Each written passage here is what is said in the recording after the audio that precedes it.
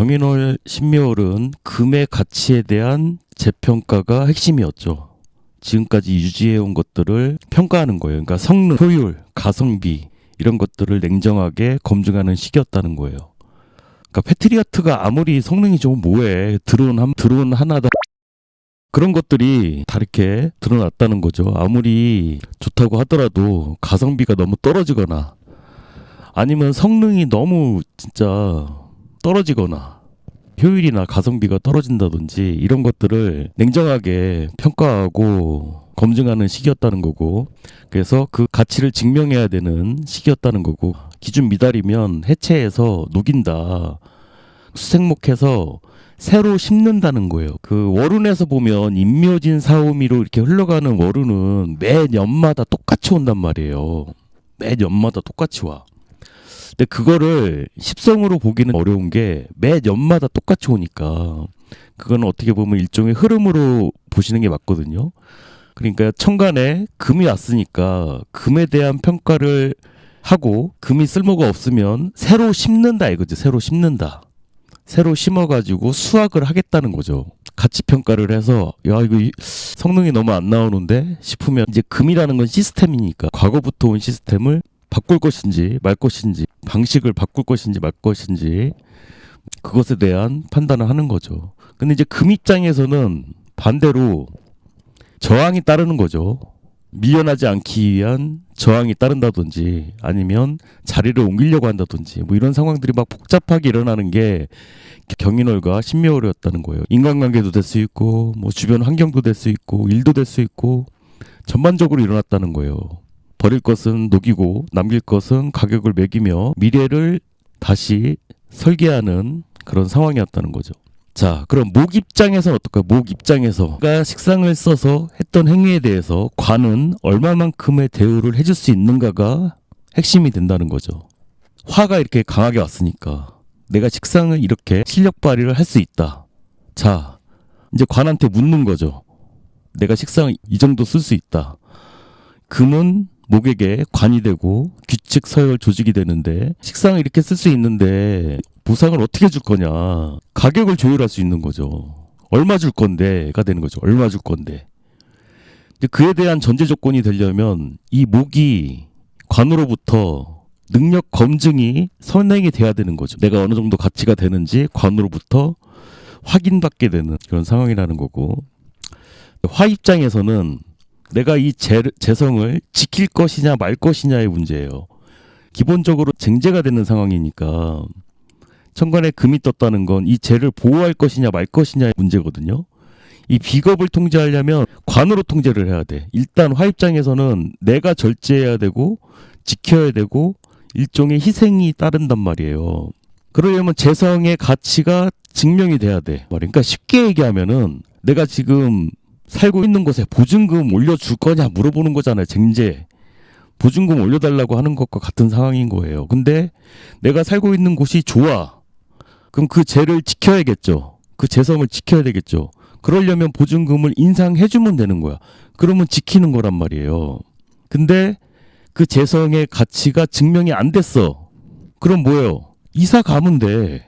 이게 어려운 거 아니에요. 근데 어떻게 쓰다 보니까 쉽게 설명하면 그런데 이론적으로 쓰다 보면 이렇게 말이 쓸데없이 어려워집니다. 쟁제를 막기 위해선 관이 있어야 되고 관으로 지킨다는 건 뭐 이렇게 어쩌고 저쩌고 이렇게 재 안정성이 확보되고 뭐 이렇게 말이 어렵게 썼는데, 재를 지키려면 보증금 올려주면 된다는 소리예요. 싫으면 이사 가면 된다는 소리고 그런 의미라고 보시면 됩니다. 근데 이제 이사를 못 가는 경우가 있을 거 아니에요. 이사를 못 가는 경우. 이 국가로 따지면 화는 중동을 뜻하거든요. 이사를 어떻게 가? 그런 상황 같은 거예요. 지키기 위해서는 지금 버틸 수밖에 없는 거지. 상황. 자, 토 같은 경우는 내가 식상을 통해서 수익을 얼마나 창출했는지가 관건이 돼요. 그러니까 식상을 쓴다는 건 선호도나 취향이 개입이 돼요. 식상이니까. 그러니까 아무리 효율이 떨어지더라도 내가 좋으면 그냥 했다는 거예요. 제가 음악을 AI로 작곡해서 가사 쓰고 플레이리스트를 만들고 유튜브에 올렸지만 조회수가 1000이 안 되듯이 가성비가 안 좋더라도 내가 좋아서 했던 것들이란 말이에요. 근데 어떤 생각을 해야 되냐면 강한 화가 들어왔으니까 이게 단순히 내가 좋아서 하는 게 이게 맞나? 왜? 토를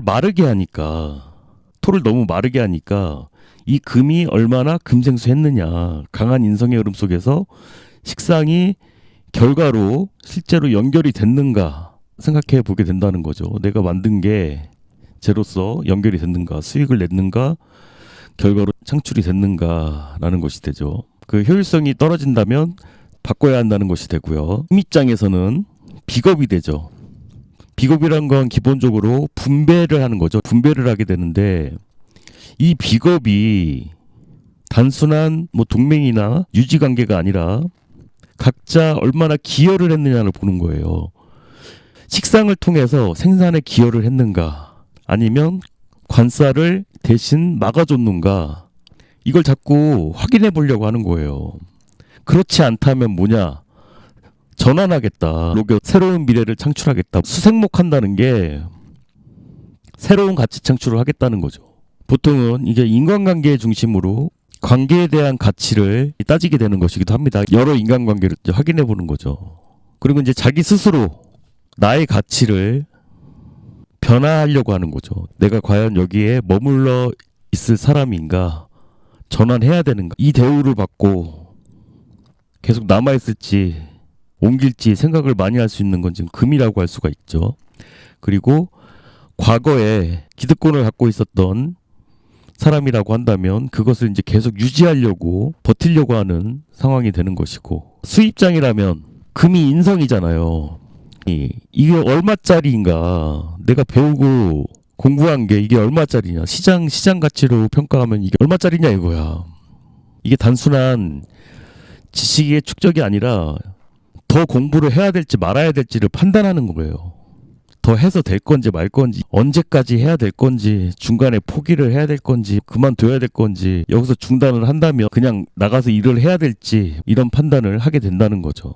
주식이나 뭐 이런 걸 하시는 분들이라면 다른 걸 갈아타야 되는 건지 이런 생각들을 많이 하실 수 있죠. 이사를 갈 수도 있고 다른 문서를 잡는 거니까 정리하자면 목은 관에 대한 협상, 화는 재에 대한 방어, 그 토는 생재에 대한 검증, 금은 분배에 대한 재판단, 그리고 수는 인성 전환, 가치를 증명하고 가격을 결정하고 구조를 재편하는 이런 흐름이었다라는 것을 일단 기억해 두시고 임진월에 대한 내용을 들으시면 되겠습니다.